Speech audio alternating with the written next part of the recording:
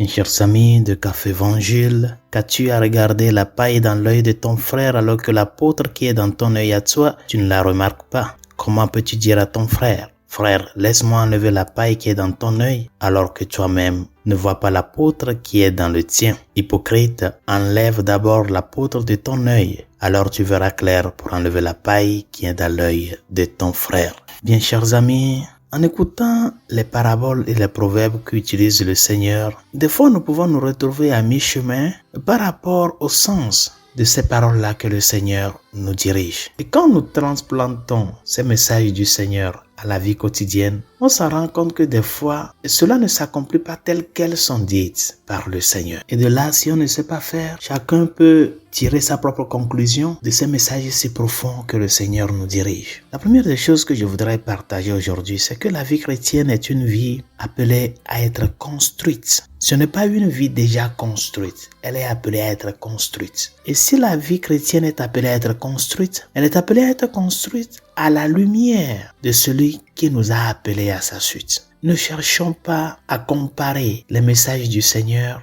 avec le vécu quotidien des hommes dans le monde. Dieu, il est le souverain bien, il est le tout-puissant, il est l'omniscient, il le sait tout, il le pénètre tout, il le sent tout, il le domine tout. Il est si facile de laisser sa conscience être errée. C'est pour cela que nous avons besoin du discernement. C'est la première des choses que les textes de ce jour nous invitent, le discernement. Que signifie discerner? C'est cerner entre deux choses. C'est comme tamiser, comme nous le dit la première lecture de ce jour de Ben Sirac le sage. Quand on secoue le tamis, il reste les déchets. De même, les petits côtés d'un homme apparaissent dans ses propos. C'est ça le discernement, tamiser. Séparer ce qui est bon, ce qui est profitable de ce qui ne l'est pas, du mauvais. Et c'est de là que nous devons partir, chers amis. Tous les jours doit être une occasion pour nous de faire cet exercice de discernement, de faire la lumière sur notre vie intérieure. Parce que cette vie intérieure, c'est seulement nous et Dieu qui savons bien ce que nous sommes en nous. Devant les hommes, nous pouvons afficher une autre image. On ne peut pas tromper Dieu, on ne peut pas se tromper soi-même. Faire la lumière de cette vie intérieure-là, quotidiennement.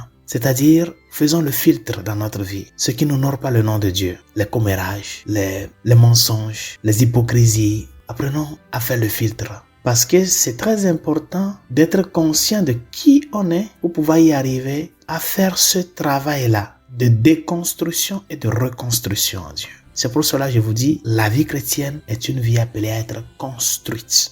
Il faut la construire sur le rocher. On ne peut pas construire une vie sur le mensonge, sur l'hypocrisie, sur le détournement de fonds. On ne peut pas construire une vie comme ça.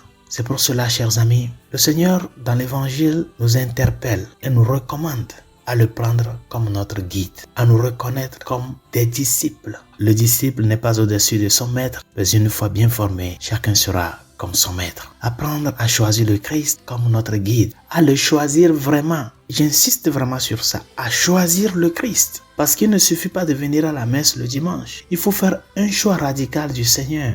Et ce choix-là, qu'est-ce que cela va nous amener? À pouvoir grandir dans cet esprit de construction de notre vie comme chrétien. Ce n'est pas que nous sommes déjà saints, mais en choisissant le bon chemin, en choisissant le bon guide, on se laisse guider. Même si le guide, ce qu'il nous dit, nous est difficile à faire, nous savons qu'au moins ce guide-là, il nous aime, c'est pour cela qu'il nous interpelle. C'est ça, choisir vraiment et radicalement le Christ. Bien sûr que sur le chemin, nous aurons à tomber, nous aurons à trébucher. Mais du moins, si nous l'avons vraiment choisi, au moment de cet trébuchement, nous saurons qu'il y a quelqu'un qui est là, qui ne va pas nous appuyer dans le mal, qui ne va pas nous appuyer dans le mensonge, mais qui va nous dire ce dont il faut faire pour pouvoir parvenir à construire solidement notre maison. C'est tout ce que l'évangile de ce jour nous dit. Cette rectitude d'intention dans notre vie comme chrétien.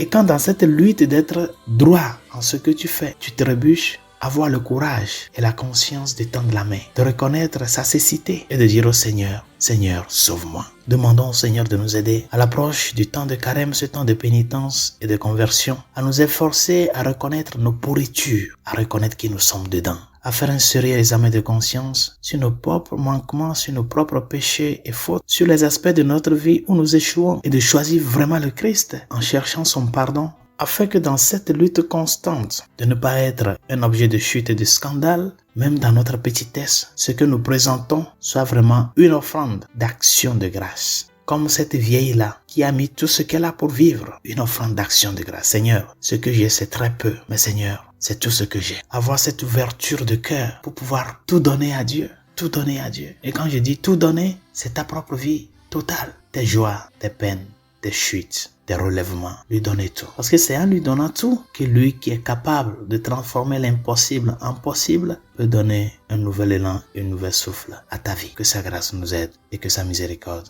nous réconforte. Bonne journée. Dieu vous bénisse.